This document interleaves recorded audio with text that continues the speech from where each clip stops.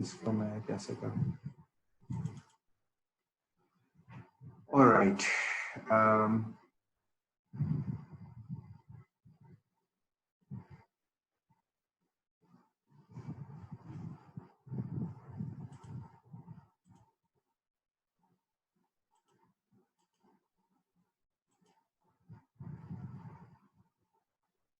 Alright. तो फिर यहाँ पर से जो है हम fit indexes, recommended level fit indexes, इसको आप इस तरह से समझ लीजिए। एब्सोल्यूट फिट मेजर्स एक हमारे पास है, उसके बाद गुडनेस ऑफ फिट इंडेक्स है, जीएफआई है, उसके बाद रूट मीन इंक्रीमेंटल मेजर्स है, इंक्रीमेंटल मेजर्स के बाद जो है पार्सिमनी फिट इंडेक्स है। तो ये हमारे पास 3 मेजर्स होते हैं जिनको हम इस्तेमाल करते हैं। तो इसमें जो है ये, इसमें से कुछ चीज को मुझे थोड़ी सी चेंजेस करनी पड़ेगी। ये काई स्क्वायर है, ये डीएफ का मतलब है डिग्री ऑफ फ्रीडम, और जो है chi square divided by degree of freedom, और ये जो है गुडनेस ऑफ फिट इंडेक्स है जिसका नाम है जीएफआई। तो जीएफआई की वैल्यू जो है 0.90 से क्या होनी चाहिए? इस it should be greater than 0.90। अगर आप पेपर में भी देख लें यहाँ पे, तो जीएफआई की वैल्यू 0.90 से बड़ी होनी चाहिए, और काई स्क्वायर और डिवाइडेड बाय डीएफ की वैल्यू जो स्टैंडर्ड वैल्यू है ये लेस देन 0. क्या लिखा हुआ था? 0 less than chi square less than 3 होनी चाहिए। It should less than 3। तो डिफरेंट स्टैंडर्ड्स हैं। और रमशा रूट मीन स्क्वायर वैल्यू, इसकी वैल्यू जो है क्या होनी चाहिए कि इसमें क्या लिखा हुआ है? लेस देन 0.0 होनी चाहिए, लेस देन 0.08 होनी चाहिए। डबल चेक कर लें। और ये कहाँ, क्या रेफरेंस क्या है इसका? B, Browne and Cudeck 1993। उन्होंने बताया कि जी आप इसकी root mean square error RMSEA की वैल्यू 0.08 से कम होनी चाहिए। अच्छा, उसके बाद हम देखते हैं अगला मेजर हमारे पास कौन सा है? Incremental fit index. Incremental fit index में जो हमारे पास जो वैल्यू आती है एजीएफआई, तो एजीएफआई जो है उसमें जो है उसकी वैल्यू 0.90 से बड़ी होनी चाहिए, और ये जो वैल्यू है नॉर्मल फिट इंडेक्स, इसकी वैल्यू भी 0.90 से बड़ी होनी चाहिए, और CFI की वैल्यू ये भी बड़ी होनी चाहिए 0.90 से, और IFI की वैल्यू भी आपकी 0.90 से बड़ी होनी चाहिए। ठीक है, तो ये स्टैंडर्ड वैल्यूज हैं जो आपके पास, और ये जो वैल्यू है इसको ग्रेटर होना चाहिए 0.50। It should be greater than 0.50, and this should also be greater than 0.50। तो ये स्टैंडर्ड वैल्यूज हैं और इनकी रेफरेंसेस हैं, वो मैंने जो है आपके साथ पेपर में मेरी वो मौजूद है। तो ये PCFI और ये वो एरर है। तो हायर की किताब में वो हमसे ये कहता है कि जी आपका इतने सारे जो फिट मेजर्स आते हैं, इतने सारे फिट मेजर में से आपने ये देखना है कि कम से कम 3 फिट मेजर्स में से एक मेजर जो है ना आपके फिट आ जाए कम से कम। तो हम इसको इसकी बुनियाद पर अपने जो है आउटपुट को एनालाइज करेंगे, अपने आउटपुट को एनालाइज करेंगे और देखेंगे कि जो है how much satisfied these our output is जो हमारा आउटपुट है वो इसको in comparison to this one it fulfills। ठीक है, तो अब ये इसकी स्टैंडर्ड वैल्यूज हो गई, ये स्टैंडर्ड वैल्यू हो गई, एक्सेप्टेबल वैल्यूज हैं। ठीक है, स्टैंडर्ड है, एक्सेप्टेबल वैल्यूज है, जिसको आप जो है रेफरेंस मैंने आपको पेपर में दिया हुआ है। पेपर जो है वो आपने देख लिया है कि 2 रेफरेंसेज हैं बेसिकली, बगोजी एंड यी की 1988 की, ब्राउन एंड स्यूडिक की 1993 में जो रेफरेंसेस मौजूद हैं। अब हम देखते हैं कि हमारे मॉडल के साथ क्या सूरत हाल है। तो यहाँ पर हम आ जाते हैं, तो CMIN/DF, तो CMIN का मतलब होता है काई स्क्वायर और DF डिग्री ऑफ फ्रीडम। तो 240 है, 5.172 है। तो इसके अंदर क्या वैल्यू है, काई स्क्वायर की वैल्यू आपके बाद है, काई स्क्वायर की वैल्यू है 51722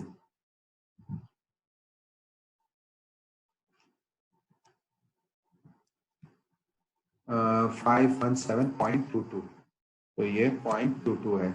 उसके बाद जो है डी डिग्री ऑफ फ्रीडम जो है DF आपकी 240 है, तो 240 इन दोनों को आप डिवाइड कर देते हैं तो आपके पास काई स्क्वायर अपॉन DF आ जाता है। तो क्या होगा, इक्वल टू का फॉर्मूला लगा लेते हैं, ये इसको आपने डिवाइड कर दिया 240 से, एंटर कर दिया तो 2.15, तो इसको हम फिक्स कर लेते हैं नॉट मोर देन 2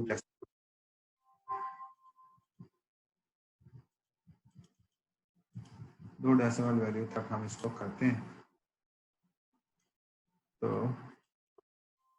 ऑलराइट, तो अब हम जो है 2.16 है, तो हमारी जो स्टैंडर्ड जो वैल्यू है लेस देन 3 होना चाहिए, तो ये फुलफिल कर रहा है हमारी रिक्वायरमेंट को, और इसको हम ग्रीन कर देते हैं, यानी कि सक्सेसफुल हम हो गए पहले टेस्ट में। तो एब्सोल्यूट फिट मेजर में एक भी अगर हो जाए तो हायर के मुताबिक आपकी रिक्वायरमेंट पूरी हो जाए, लेकिन फिर भी हम जो है जरा सा और भी चेक कर लेते हैं। तो गुडनेस ऑफ फिट इंडेक्स हम देखते हैं आप, GFI, तो GFI goodness of fit index 0.888 है,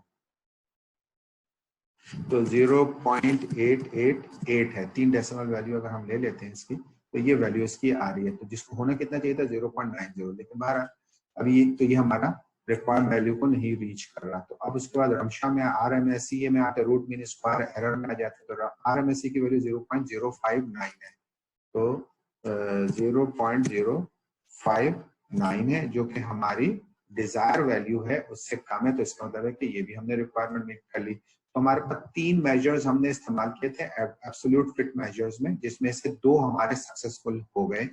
अब इसके बाद जो है एडजस्ट AGFI को हम देखते हैं, इसकी वैल्यू 0.90 से बड़ी होनी चाहिए। तो AGFI ऊपर होती है, AGFI की वैल्यू 0.860 है, AGFI की वैल्यू 0.860 है, जो हमारी रिक्वायर्ड वैल्यू से कम है, 0.860 कम है। तो उसके बाद GFI 0.88 है, उसके बाद फिर हमारा क्या है नॉर्मल NFI की वैल्यू जो है वो हम ढूंढेंगे 0.842 है, तो 0.842 है, जो कि हमारी रिक्वायर्ड वैल्यू से कम है। और उसके बाद कंपैरेटिव फिट इंडेक्स CFI की 0.908, तो 0.908 है, तो ये हमारी गिवन वैल्यू से बड़ी है, ठीक है, तो ये हमारे लिए एक्सेप्टेबल है। और IFI की वैल्यू 0.90 है, IFI 0.909 है, तो 0.909, तो ये भी हम रिक्वायरमेंट फुलफिल कर रहे हैं, तो इसको भी हम वो ग्रीन कर देते हैं। अच्छा, RFI की वैल्यू मैं जो है लिखना भूल गया, इसमें से RFI रिलेटिव फिट इंडेक्स वो भी 0.90 से बड़ी होनी चाहिए, तो ये भी 0.09 से बड़ी होनी चाहिए, 90 से बड़ी होनी। तो RFI वाली हम देख लेते हैं अपनी, हमारी RFI की वैल्यू क्या है, RFI 0.818 है, तो ये हमारी वैल्यू जो गिवन वैल्यू है 0.818 है, जो कि कम है। पार्सिमनी, अब पार्सिमनी फिट इन मेजर्स में से देख लेते हैं, तो पार्सिमनी फिट मेजर PCFI की वैल्यू ग्रेटर होनी चाहिए 0.50 से, तो PCFI 0.789 है, तो ये तो हम राइट रिक्वायरमेंट 0.789, तो हम ये रिक्वायरमेंट मीट कर रहे हैं, तो इसको भी हम ग्रीन कर देते हैं 0.789। उसके बाद फिर हम ये देखते हैं parsimony normal fit index PNFI 0.732, तो 0.732, तो ये भी रिक्वायरमेंट को हम मीट कर रहे हैं, तो ये भी हमारे ग्रीन हो जाते हैं। तो अब अगर हम जो है हायर के रूल के मुताबिक देखें, तो इस वाले जो है एब्सोल्यूट फिट मेजर में हमारे दो टेस्ट हैं वो बिल्कुल रिक्वायर्ड वैल्यू से कम है, तो जिसका मतलब है कि वो इंश्योर करता है कि जो हमारा मॉडल CFA जो मेजरमेंट मॉडल है वो सही है। अगले 2 मॉडल्स को हम देखते हैं, तो इससे भी हमें पता चलता है 4 में से 2 हमारे सही है, हमें तो हायर कहते हैं एक भी अगर हो जाए, और इधर से हमारे दोनों सही है, लेकिन अगर फर्ज कीजिए कि आप कभी आपकी ये जो है सिचुएशन ना हो और आपको मॉडल को इम्प्रूव करना हो, तो आप कैसे इम्प्रूव करते हैं? तो अभी आप जरा ये देखिएगा। अब जब हम इसको यहाँ पे जाते हैं और अपने इसको मेजर्स को देखते हैं, हम देखते हैं कि इसमें से कौन सा ऐसा वेरिएबल है जिसकी वैल्यू सबसे छोटी है। देखिए ये जो इसकी वैल्यू है 51, इसकी जो SI5 की वैल्यू जो लोडिंग है 0.42 है। तो हम क्या करते हैं, SI5 इसमें जाते हैं और इसमें से ये स्टार्ट SI5 को हम यहाँ से डिलीट कर देते हैं। SI5 को हम डिलीट कर देते हैं, एनालाइज में जाते हैं और कैलकुलेट एस्टिमेट करते हैं, और जो वैल्यूज जिनकी जो लोडिंग हमारी कम थी उनसे हम इसको कंपेयर करते हैं। कौन सा कम था?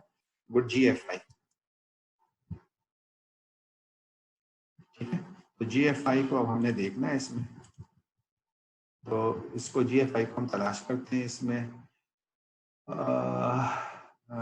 Model fit. तो GFI की 0.899 हो गई है। ठीक है, 0.899 हो गई है। तो अभी GFI की वैल्यू जो आई है वो कितनी आ गई है?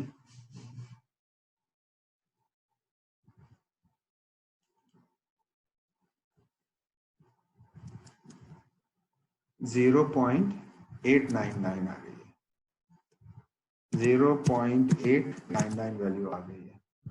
तो अभी भी इम्प्रूव वाली वैल्यू नहीं है, 0.90 से बड़ी होनी चाहिए। दूसरी वैल्यू जो हम देखते हैं AGFI को देखते हैं, AGFI की वैल्यू अगर हम देखते हैं तो 0.872 हो गया। तो बेहतर तो हो गया, लेकिन 0.872 इम्प्रूव तो हुआ है, लेकिन जो है वो हमारी वैल्यू के बराबर नहीं आया।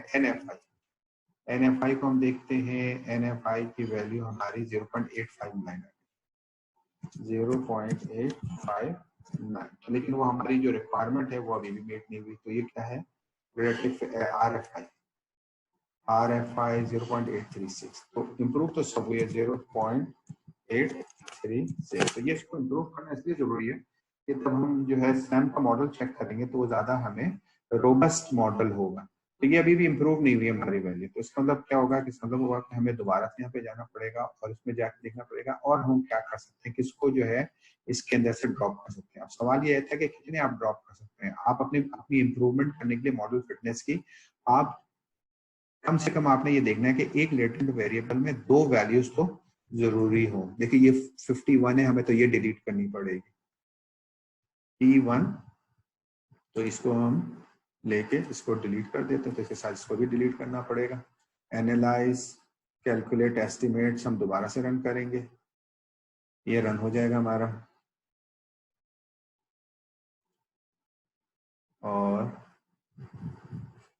मॉडल फिट पे हम चले जाएंगे। अच्छा ये गड़बड़ हो गई है। गड़बड़ कैसी हो गई है? गड़बड़ ये हुई है कि देखिए यहाँ पे एक वेरिएबल हमने डिलीट किया जिसके ऊपर वेट था 1। इन सब के साथ देखिए 1 1 मौजूद है, लेकिन PII के साथ जो है 1 खत्म हो गया। तो इसी वजह से ये रन नहीं हुआ। इसको हमने डबल क्लिक करना है, एक पाथ को, किसी भी एक पाथ को आपने ऑब्जेक्ट प्रॉपर्टीज और इसमें पैरामीटर में जाके इसके रिग्रेशन वेट को किसी भी एक को बंद कर दें। जब ये हो जाएगा इसको बंद कीजिए और दोबारा से एनालाइज, कैलकुलेट, एस्टिमेट कर दें और अब देखिए रन हो गया। ये सारी इनकी लोडिंग भी आ गई। और अब अगर हम इसमें आउटपुट में जाते हैं और इसमें मॉडल फिट में जाते हैं और अब आप देखिए GFI की वैल्यू के कहाँ चली गई, AGFI की वैल्यू कहाँ चली गई। तो अब ये थोड़ा सा इम्प्रूव हुआ है, लेकिन क्या ये हमारे NFI की वैल्यू, RFI की वैल्यू 0.866, तो ये CFI की वैल्यू, तो ये आप इसको देखते हैं और उसको देखने के साथ साथ आप इम्प्रूव की तरफ चले जाते हैं। तो ये मुझे थोड़ा सा बताता है। अभी भी जो है चीजें जो है अगर हम गौर से देखें तो क्या GFI की वैल्यू देखते हैं, तो GFI की वैल्यू अगर आप देखें तो क्या हुआ है, 0.904 हो गया। आपने देखा कि हमने जो वो ड्रॉप किए, तो अब GFI की वैल्यू 0.904। अगर आप इस मॉडल के साथ, इस वाले मेजरमेंट मॉडल के साथ अपने आगे जाना चाहते हैं तो आपको फिर ये देखना पड़ेगा कि सारी चीजें फिर वही वाली रिपोर्ट करनी पड़ेगी। अच्छा अब CMINDF की वैल्यू देखें 2.024 हो गया, तो और बेहतर हो गई, 2.024 इसकी वैल्यू हो गई। तो अगर आप इसको ये रिपोर्ट करना चाहते हैं तो RMSE की वैल्यू देखिए आप, RMS 0.055 0.055 हो गई इसकी वैल्यू, और बेहतर हो गया। इसका मतलब है कि इसको थोड़ा सा टाइप हो गया यहाँ पे, 2.024 है, तो ये 20 आ गया इसकी जगह। तो ये तीनों के तीनों हमारे मेजर्स जो है, आपने देखा जो पहले नहीं थे इसमें से एक, अब तीनों के तीनों हमारे रिक्वायर्ड वैल्यू तक पहुंच गए, ठीक है। और ये और इम्प्रूवमेंट हो गया, 0.059 था, अब 0.05 हो गया, ये 0.88 था, अब 0.904 हो गया। अब इसी तरीके से हम AGFI को भी देखेंगे। AGFI को हम देखते हैं, AGFI अभी भी हमारा इम्प्रूव नहीं हुआ, वो उस लेवल पे 0.878, तो 0.878 पे चला गया। और इसी तरीके से NFI की वैल्यू अगर हम देखते हैं तो 0.866 पे आ गया, 0.866। तो ये थोड़ा सा लंबा काम है इसको, लेकिन ये दोनों के दोनों अभी हमारे रिक्वायर्ड वैल्यू पे नहीं पहुंचे हैं, इनको हम नो फिल करेंगे। लेकिन इसको देखते हैं हम CFI, अगर आपने फाइनली रिपोर्ट जो करना है तो CFI की वैल्यू 0.926 और भी बेहतर हो गया, 0.926 हो गया, इसको इधर लिखना था, 0.926 इधर आ गया।